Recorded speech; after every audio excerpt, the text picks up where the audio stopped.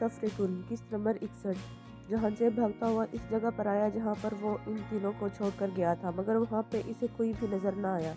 जबकि थोड़े फासले पर सबा इसे अपनी तरफ आती हुई दिखाई दी। सबा, इफ्रा और अलीजा कहाँ पर है? जहांजेब ने परेशानी की हाल में सबा से पूछा। पता नहीं भाई, मैं तो पानी पीने गई थी। वो दोनों तो इधर ही बैठी थी, मुझे नहीं मालूम कि वो दोनों किधर गई। सबा ने मकारी से झूठ बोला। क्या हुआ है भाई साहब, ठीक तो है? आप इतने परेशान क्यों दिखाई दे रही हैं? सबा अपने चेहरे पर झूठी परेशानी लाते हुए बोली। नहीं, कुछ ठीक नहीं है। जहांजेब बोलता दूसरी तरफ को भागा, जबकि सबा के चेहरे पर एक पल के लिए फातिहाना मुस्कुराहट आई और फिर गायब होगी और वो भी जहांजेब के पीछे चल दी। आखिर इसे भी ड्रामा तो करना था। परेशानी का सबकी नज़रों में थोड़ी आना था। इसे जहांजेब दूसरी तरफ आया तो वहाँ पर कुछ फासले पर बच्चों के दरमियान इफ्रा बैठी हुई दिखाई दी, तो वो तेज तेज कदम लेता इफ्रा की तरफ बढ़ा। अलीजा कहाँ पर है? जहांजेब इफ्रा के सर पर खड़ा होता हुआ परेशानी के आलम में बोला, तो इसे परेशान देखते इफ्रा भी फौरन उठ खड़ी हुई। भाभी तो इधर ही थी, सबा के साथ ही, और मैं तो यहाँ इस बच्ची को देखने आई थी। क्या हुआ है? भाभी कहाँ पर है? इफ्रा को अलीजा ना दिखाई दी तो वो भी परेशान हो गई और जहांजेब से पूछने लगी। अलीजा मेरे साथ जरूर थी, लेकिन मैं तो पानी पीने गई थी और जब मैं वापस आई तो वहाँ पर कोई नहीं था सिवाय भाई के। सबा ने अपनी सफाई पेश की। बेवकूफ़ लड़की, तुम इसके पास ही रहती, तुम वहाँ से क्यों गई? जहांजेब इफ्रा की तरफ देखता दहाड़ा तो इफ्रा इसके दहाड़ने से खौफ से कांप गई। जहांजेब इफ्रा ने कुछ बोलना चाहा। बकवास बंद करो अपनी, तुम्हारी एक बेवकूफ़ी की वजह से इसकी जान खतरे में आ चुकी है। जहांजेब इफ्रा की तरफ देखता घुराया तो इफ्रा की आंखें बेसाख्ता नाम हुई। इफ्रा से नजरें हटाने जहांजेब ने अपना फ़ोन निकाला और किसी को कॉल मिलाई और कदम आगे की जानिब बढ़ाए, जबकि पीछे खड़ी इफ्रा और सबा को अपने पीछे आने का इशारा किया तो वो दोनों इसके पीछे चल दी। हेलो, मेरी बात सुनो कान खोलकर, इस गांव से कोई भी बाहर नहीं निकलना चाहिए। हर जगह पर अपने आदमियों को फैला दो। हमारे गांव में खबर के आदमी दाखिल हुए हैं, अगर इनमें से कोई एक भी इस गांव से बाहर चला गया तो तुम सबकी मौत मेरे हाथों पक्की है। जहांजेब फोन कैंसिल करता खासी ऊंची आवाज में दहाड़ा और फोन बंद करके अपनी जेब में रखता गाड़ी में बैठ गया, जबकि इसके बैठते ही वो दोनों भी बैठ चुकी थी। पूरी रफ्तार से गाड़ी चलाता जहांजेब हवेली पहुंचा।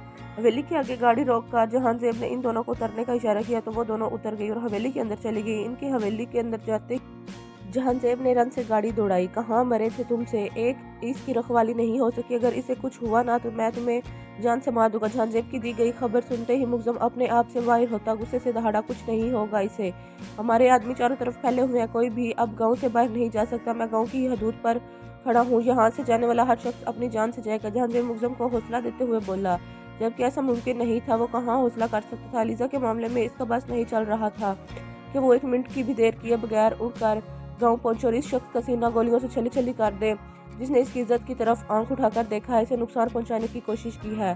दाद गाड़ी तेज चला। मुल्ज़म फोन बंद करता दाद को हुक्म देते हुए बोला तो दाद ने गाड़ी की स्पीड और तेज कर दी, जो पहले ही काफी हद तक तेज थी, और अब गाड़ी हवाओं से बातें करने जा रही थी। क्योंकि दाद को अलीजा बहुत पसंद थी, इसकी कोई बहन नहीं थी, मगर वो बिल्कुल इसे अपनी बहनों की तरह लगती थी और अपनी बहन की तरह ही अजीज थी। इफ्रा जब से घर वापस आई थी तब से रोए ही जा रही थी। एक मिनट भी ऐसा नहीं था जब वो चुप की हो, जबकि इसे ऐसा रोता देखकर घर वाले मजीद परेशान हो रहे थे। इफ्रा, बच्चे चुप कर जाओ, ऐसे रोने से तो कुछ नहीं होगा, इस तरह तुम हमें मजीद परेशानी में मुब्तला कर रही हो।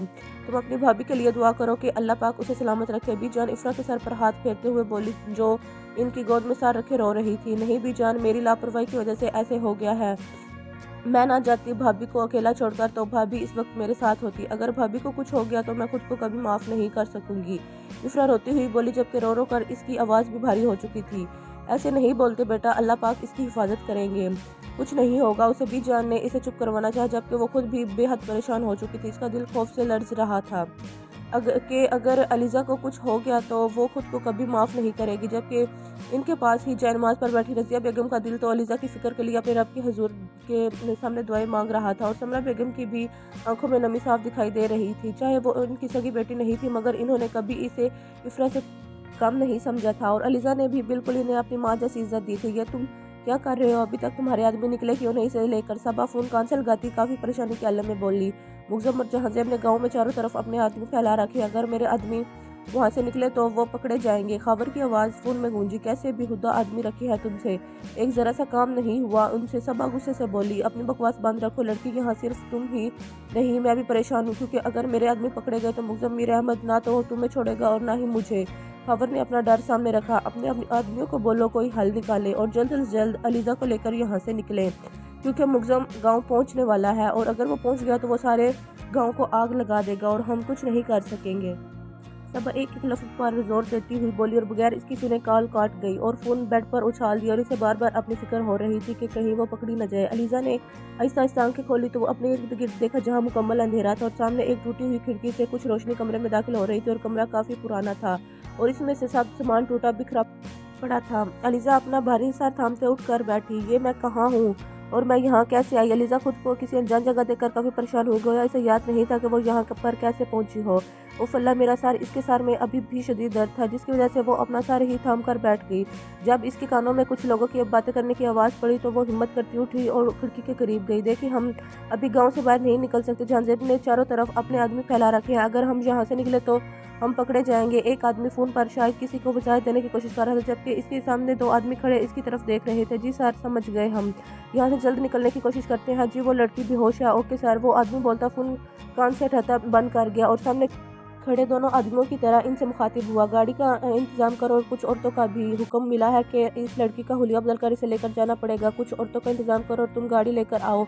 वो आदमी सामने खड़े दोनों आदमियों को हुक्म देता है। इनके साथ ही बाहर की जानिब बढ़ गया जबकि साइड पर खिड़की के पीछे छुपी अलीज़ा पर इनकी सारी बातें सुनकर खौफ तारी हुआ। ये अल्लाह, ये लोग कौन है और मुझे यहाँ पर क्यों लाए हैं और कहाँ पर लेकर जाना चाहते हैं? मुझे मेरे अल्लाह मेरी इज्जत की और मेरी हिफाजत करना। मीर, आप कहाँ हैं? प्लीज़ मुझे यहाँ से ले जाएं आकर। अलीज़ा रोती हुई अपने खुदा से मदद मांगती आखिर में मुग्ज़म को पुकारने लगी। जब इसकी नज़र कमरे के एक दरवाजे पर पड़ी जो शायद बंद था।